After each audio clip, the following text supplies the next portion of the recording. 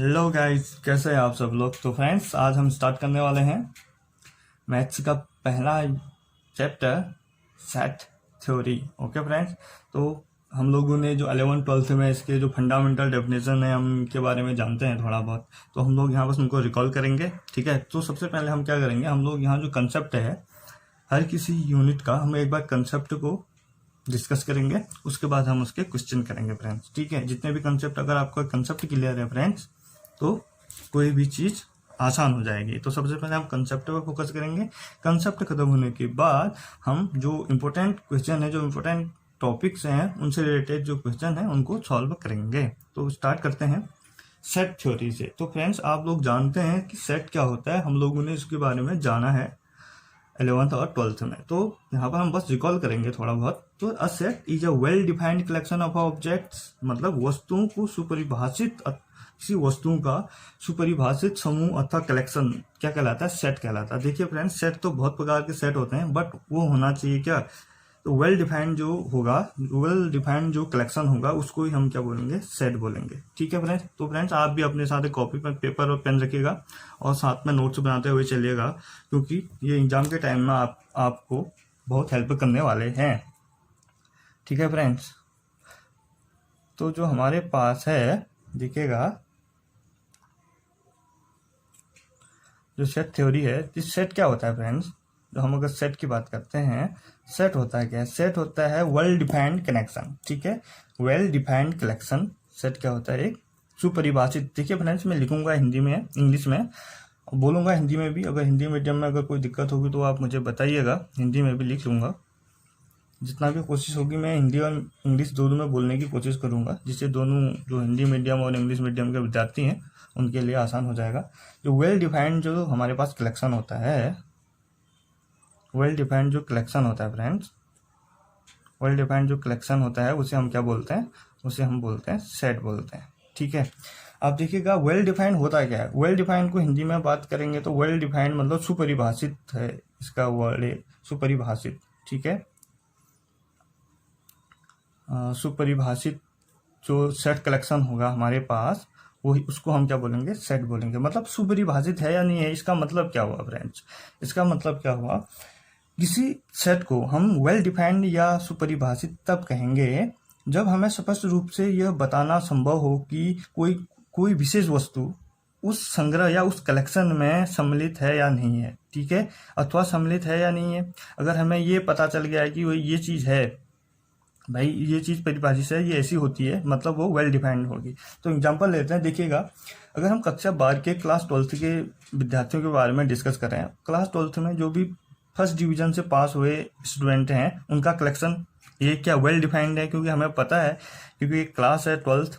ठीक है, उसमें मान लिया 30 स्टूडेंट हैं और उसमें से 15 क्या है, फर्स्ट डिवीजन से पास हुए हैं, तो क्या है, एक वेल डिफाइंड सेट हुआ। ठीक है फ्रेंड्स, अगर बात कर रहे हैं वो अंग्रेजी वर्णमाला के अल्फ़ाबेट, ठीक है, अंग्रेजी वर्णमाला के जो अल्फ़ाबेट होते हैं हमारे पास, स्वर, वोवल होते हैं, ए ई आई ओ यू, वोवल होते हैं, ये भी क्या होता है, वेल डिफाइंड सेट हुआ, क्योंकि हमें पता है ये कौन सा 5 चीज़ होती हैं। ठीक है, ये होती हैं तो ये क्या हुआ, वेल डिफाइंड सेट हुआ। अब बात करते हैं भाई सुपरिभाषित या वेल डिफाइंड कब नहीं होगा। देखिएगा, जो हमारे गांव, मेरे गांव में या आपके गांव में, हम बात करते हैं जो हमारे धनी लोग हैं, मतलब जिनके पास पैसा है। ठीक है, हम धनी व्यक्तियों की का एक समूह बनाना चाहते हैं, तो हम इसको वेल डिफाइंड नहीं बोल सकते हैं, क्योंकि हम किस स्थिति में किसी व्यक्ति को धनवान मान रहे हैं। ठीक है, उसका कोई क्राइटेरिया हमारे पास नहीं है, तो क्या हुआ, हमारे पास वेल डिफाइंड सेट नहीं हुआ, मतलब सुपरिभाषित नहीं हुआ। ठीक है फ्रेंड, ये तो सेट हुआ, ये हुई हमारे सेट की बात। अब बात करते हैं हम, जिसे गणित में प्रयोग, गणित अब हम मैथ से पढ़ने वाले हैं, तो गणित में कुछ विशेष प्रकार के सेट होते हैं। ठीक है, उनके बारे में डिस्कस कर लेते हैं। देखिएगा फ्रेंड्स, सबसे पहले होता है हमारे पास एन, जिसे हम डिनोट करते हैं set of natural number. Set of natural number मतलब प्राकृतिक संख्याओं का समुच्चय जो होगा वो क्या हो, उसे हम डिनोट करेंगे एन से। ठीक है, अब एक जेड होता है। ठीक है, जेड से डिनोट करते हैं सेट ऑफ इंटीजर्स, हम बोलते हैं क्या, set of integer, set of integer. ठीक है, अब इसको बोलेंगे पूर्णांकों का समुच्चय फ्रेंड्स। ठीक है, ये होता है पूर्णांकों का समुच्चय।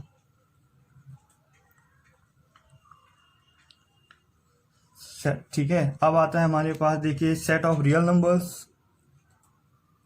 ये चीजें हमने पढ़ी हुई हैं friends, set of real numbers. जो सेट ऑफ रियल नंबर मतलब वास्तविक संख्याओं का समुच्चय।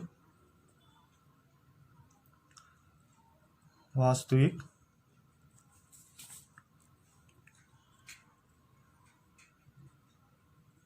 संख्याओं का समुच्चय। वास्तविक संख्याओं का समुच्चय, ठीक है। फिर आता है हमारे पास, एक आता है, देखिएगा, जेड प्लस। इससे इसको ये क्या होता है, set of positive integers. Set of positive integers, ये होता है सेट ऑफ पॉजिटिव इंटीजर्स, मतलब धन पूर्णांकों का समुच्चय, ठीक है, धन पूर्णांकों का समुच्चय, ठीक है। फिर आता है मेरे पास क्या फ्रेंड्स, देखिए, आर प्लस भी होता है, ये होता है set of positive real numbers, मतलब धन वास्तविक संख्याओं का समुच्चय।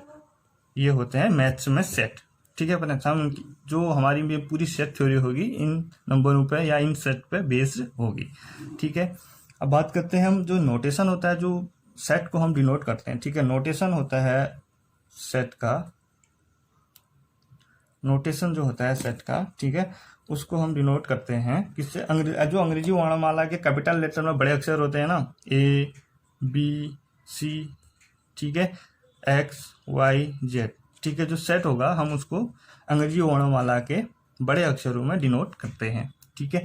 अब बात करेंगे इसके सेट के अवयव की या एलिमेंट्स की। देखिएगा, मैं माना मेरे पास कोई एक सेट है, ठीक है, मैं मान रहा हूँ सेट ए, मैं बड़े अक्षरों से डिनोट कर रहा हूँ, और इसके अंतर्गत क्या होता है, कुछ एलिमेंट है मेरे पास, ए कोमा बी कोमा सी, ये चीजें हैं, ठीक है।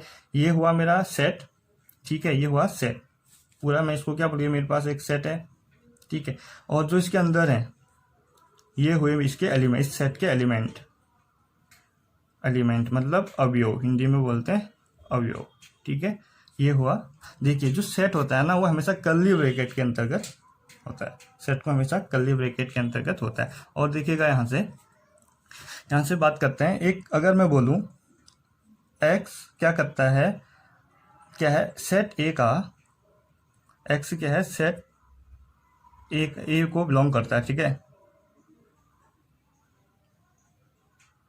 सेट ए का क्या है, कोई एलिमेंट है, कोई एलिमेंट है, तो मैं इसको कैसे नोटेशन दूंगा इसका, तो मैं बोलूंगा कि एक्स बिलोंग्स टू ए, ठीक है। अब मैं बोलूंगा कोई क्या कहते हैं, एक्स इसमें ए में बिलोंग नहीं करता है, तो मैं बोलूंगा X does not belongs to a, ठीक है। इसका मतलब वो एक्स बिलोंग करता है ए में, ठीक है, या ए लो, एक्स बिलोंग करता है ए में और एक्स बिलोंग करता है, नहीं करता है ए में, अगर बात करेंगे, ठीक। ये हो गया हमारा नोटेशन। अब देखिए, रिप्रेजेंटेशन ऑफ अ सेट, हमारे पास एक नया टॉपिक आता है, रिप्रेजेंटेशन। सेट को भाई रिप्रेजेंट कैसे करते हैं, ठीक है। Representation of a set, representation of a set, ठीक है। अब एक सेट को रिप्रेजेंट कैसे करते, देखिए फ्रेंड्स, सेट को रिप्रेजेंट करने के लिए हमारे पास दो मेथड्स हैं। एक है, पता है आपको, रोस्टर फॉर्म। एक है हमारे पास कौन सा, रोस्टर फॉर्म है, और टेबुलर फॉर्म भी बोलते हैं इसको टेबुलर फॉर्म भी बोला जाता है, ठीक है। मतलब हिंदी में बात करूं तो रोस्टर विधि या सूची विधि, ठीक है, रोस्टर विधि या सूची विधि, ठीक है। दूसरी जो हमारे पास आती है, दूसरी मेथड जो आती है हमारे पास, वो आती है प्रॉपर्टी और सेट बिल्डर फॉर्म, ठीक है। एक प्रॉपर्टी देखिएगा, तो प्रॉपर्टी और सेट बिल्डर, सेट, ठीक है, सेट बिल्डर फॉर्म। ये दो मेथड, मतलब गुण विधि या समुच्चय निर्माण विधि भी बोलते हैं इसको, ठीक है। हिंदी में गुण विधि या समुच्चय निर्माण विधि,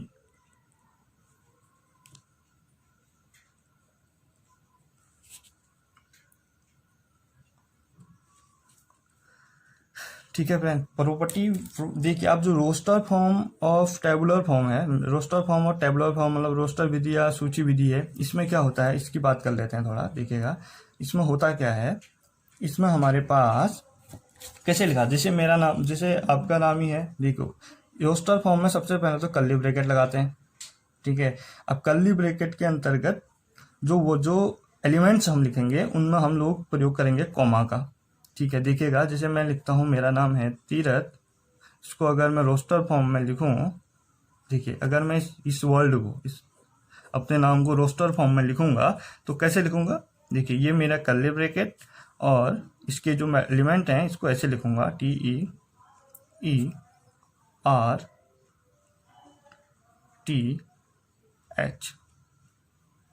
ये हुआ इसका रोस्टर फॉर्म फ्रेंड्स, ठीक है। ये हुआ रोस्टर फॉर्म। मैक्सिमम जो हम काम करते हैं रोस्टर फॉर्म में करते हैं 11th-12th में, ठीक है। ये रोस्टर फॉर्म में प्रयोग करते हैं। जो प्रॉपर्टी और सेट बिल्डर फॉर्म है इसका मैक्सिमम प्रयोग, थोड़ा बहुत प्रयोग यहाँ भी होता है, 11th-12th में इसका प्रयोग करते हैं हम लोग, लेकिन जो मैक्सिमम फॉर्म होता है, जो मैक्सिमम जो यूज होता है इसका, वो हायर एजुकेशन लेवल में इसका प्रयोग किया जाता है, जो है हमारे पास प्रॉपर्टी और सेट बिल्डर फॉर्म की, ठीक है। अब बात करते हैं भाई प्रॉपर्टी और सेट बिल्डर को हम कैसे डिनोट करते हैं, ठीक है। देखिएगा इस विधि में क्या करते हैं हम लोग, कोई एक मान लेते हैं, कोई एक मतलब ऐसा इंडिपेंडेंट वेरिएबल ले लेते हैं या इंडिपेंडेंट एलिमेंट्स ले लेते हैं और उसके हिसाब से हम लोग लिख लेते हैं। जैसेगा देखिएगा जो तो हमारे पास दूसरी मेथड है वो है हमारा प्रॉपर्टी और सेट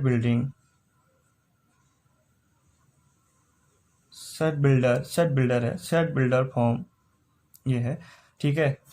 इसमें देखो क्या लिखते हैं, जैसे मैं लिखता हूँ कि 10 से छोटी अभाज्य संख्याओं का समुच्चय, ठीक है। मैं बोल देता हूँ, चलो मैं बोल देता हूँ 10 से छोटी जो है अभाज्य संख्याओं का समुच्चय, अभाज्य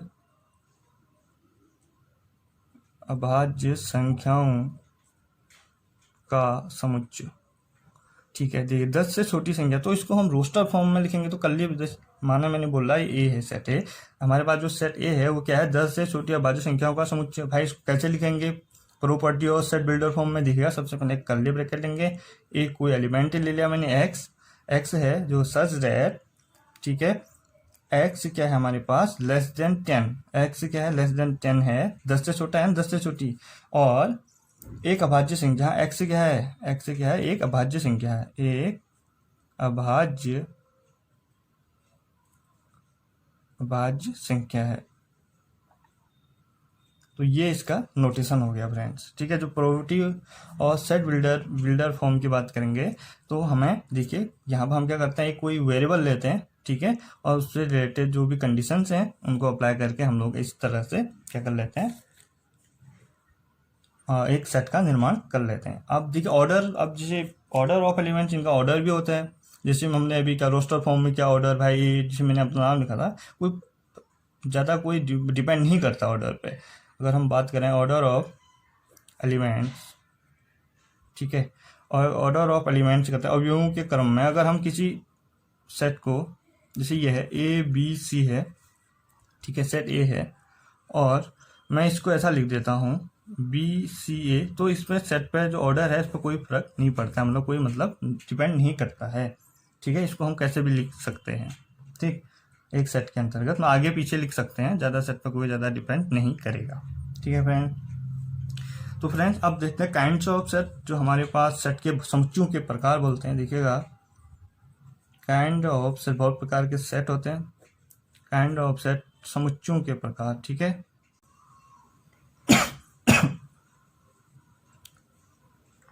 देखिएगा समुच्चयों के प्रकार, ठीक है। अब देखिए फ्रेंड्स हमारे पास बहुत सारे सेट होते हैं और विभिन्न प्रकार के सेट होते हैं, ठीक है। देखिए कौन कौन से होते हैं। सबसे पहले जो हमारे पास आता है फ्रेंड्स वो आता है एम्पटी सेट,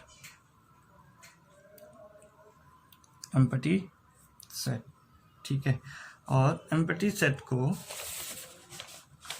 ठीक है, एम्पटी सेट को हम क्या लिखते हैं, देखिएगा एम्पटी जो सेट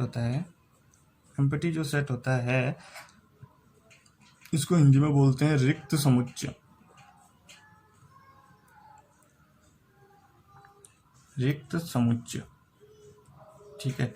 अब भाई इस रिक्त समुच्चय के अंतर्गत होता क्या है, देखिएगा। रिक्त मतलब खाली होगा, ऐसा समुच्चय जिसमें अवयवों की, जिसमें कोई एलिमेंट नहीं होता है, ठीक है, उसको बोलते हैं नल सेट या एम्प्टी सेट, ठीक है। तो उसे डिनोट करते हैं, मतलब एलिमेंट, कोई एलिमेंट नहीं होता है, ठीक है, कोई एलिमेंट या अवयव नहीं होता है, ठीक है, इसमें नहीं होता है। और इसे डिनोट किया जाता है फ्रेंड्स, और इसे डिनोट करते हैं हम फाई से। ये ग्रीक अक्षर होता है हमारे पास ना, फाई, ये इसको फाई पढ़ते हैं, फाई, इससे इसको डिनोट किया जाता है। मतलब एम्प्टी सेट मतलब खाली सेट, और जहाँ पर फाई दिख गया आपको, मतलब इसका मतलब ठहरा कि वो क्या है, एम्प्टी सेट या नल सेट है। तो ये इसका एक एग्जाम्पल ले लेते हैं, देखिएगा। जैसे एग्जाम्पल ले लेते हैं, 32 दिनों वाला कोई महीना होता है क्या? 32 दिन वाला महीना, देखिए फिर ऐसा कोई महीना होता है 32 दिनों वाला? नहीं होता है। तो ये क्या है, एक एम्प्टी सेट है, तो हम इसको ऐसे डिनोट करते हैं, ठीक है। अब बात करते हैं दूसरा सेट की बात करते हैं। देखिए जो हमारे पास दूसरा सेट आता है वो आता है मेरे पास सिंगलटन सेट, ठीक है।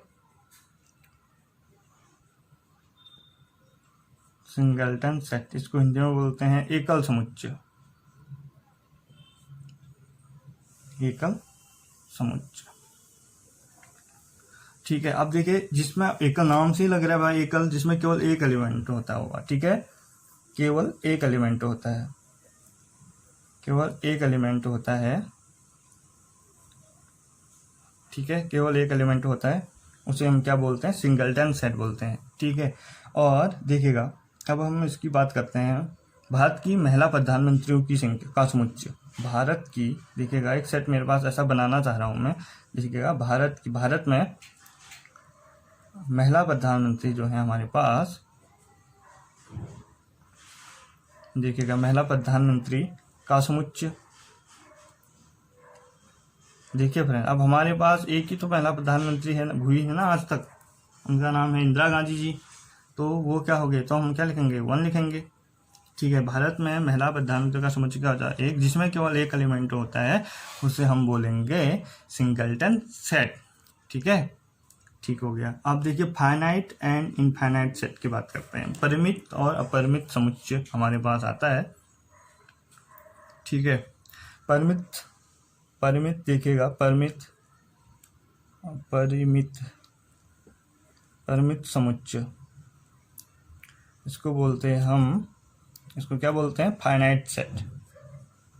परिमित मतलब फाइनाइट सेट, और इसको बोलते हैं अपरिमित सेट मतलब इनफाइनाइट सेट, अपरिमित समुच्चय, अपरिमित समुच्चय, या इसको बोलते हैं इनफाइनाइट सेट।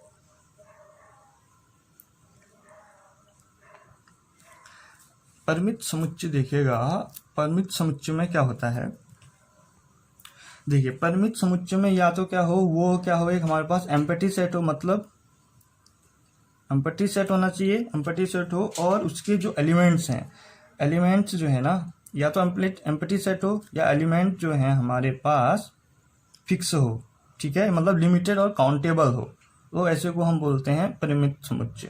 समझ में आया मैंने क्या कहा, या तो एम्प्टी सेट है, एक एम्प्टी सेट भी हमारे पास क्या हुआ, फाइनाइट सेट हुआ, ठीक है।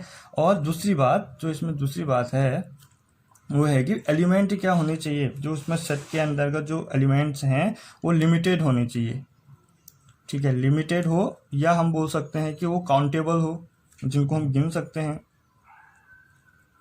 काउंटेबल हो। तो ऐसे सेट को हम क्या बोलते हैं, फाइनाइट सेट बोलते हैं, उसको क्या बोलते हैं, फाइनाइट या परिमित समुच्चय बोलते हैं, फाइनाइट सेट हुआ, ठीक है। मतलब फाइनाइट सेट में या तो एम्प्टी सेट होना चाहिए, या एलिमेंट, जो एलिमेंट हैं वो क्या होने चाहिए, लिमिटेड और काउंटेबल हो, मतलब ऐसा सेट जिसमें या तो वो क्या हो, एम्प्टी मतलब रिक्त समुच्चय हो, या उसके एलिमेंट क्या हो, गिने जाने वाले हो, या लिमिटेड हो, मतलब एक फिक्स एलिमेंट हो, ठीक है, जैसे 10, 5, 8 ऐसे फिक्स हम गिन सकते हैं, वो हुआ मेरे पास फाइनाइट सेट, ठीक है।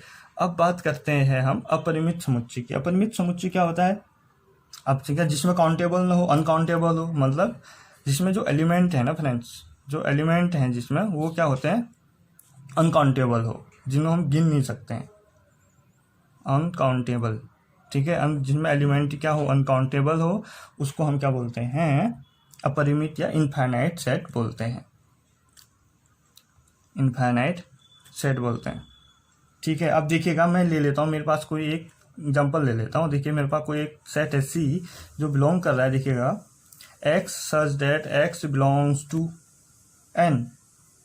तो एन भाई नेचुरल नंबर हमारे पास बहुत सारे हैं जिनकी संख्या अनिश्चित है, हम बता नहीं सकते कि कितनी संख्या है इनकी। तो ये क्या हुआ, एक इनफाइनाइट सेट हुआ।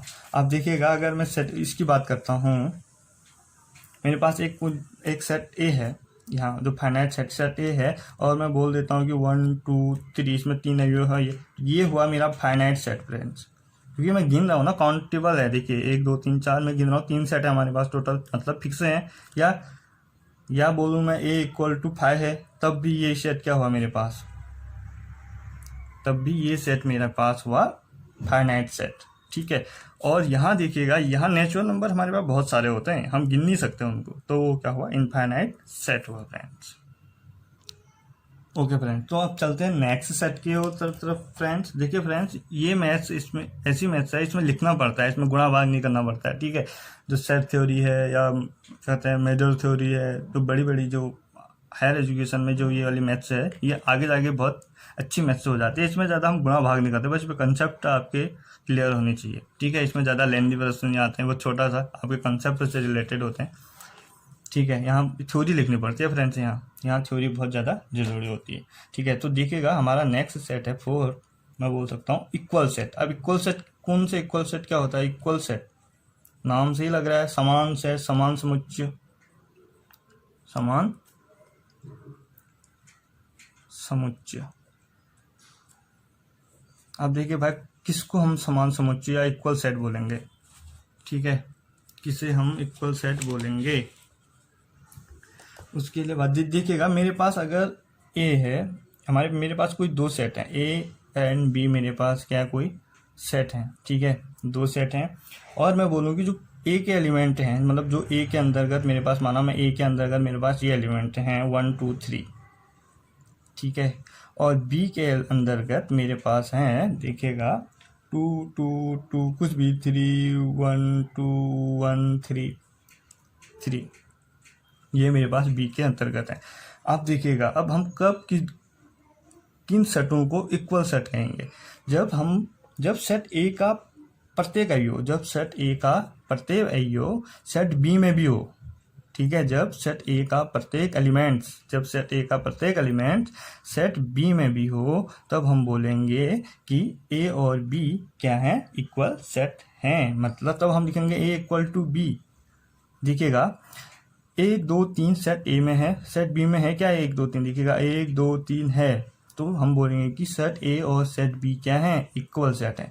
मतलब ए और बी को इक्वल होने के लिए, जो सेट ए और बी हैं उनको इक्वल होने के लिए उनके जो एलिमेंट्स हैं, जैसे सेट ए के एलिमेंट सेट बी में होने चाहिए। ठीक है, वो तब हम बोलेंगे क्या, ए = बी, सेट ए = बी। तो फ्रेंड्स आज के लिए बस इतना ही, मिलते हैं अगले वीडियोज में कुछ थोड़े बहुत और कंसेप्टों को लेके। ठीक है फ्रेंड, जब तक हम कंसेप्ट नहीं सीखेंगे फ्रेंड, तब तक हमको ये चीज़ बहुत अजीब लगेगी। ठीक है, तो आप लोग नोट्स बनाते रहिए मेरे साथ, जो आपके एग्ज़ाम के लिए बेनिफिशियल होगी एग्ज़ाम के टाइम पे। और अगर आपको सेशन पसंद आ रहा है तो please like share and subscribe करना बिल्कुल मत भूलिएगा। चलो तब तक के लिए bye bye, have a great day.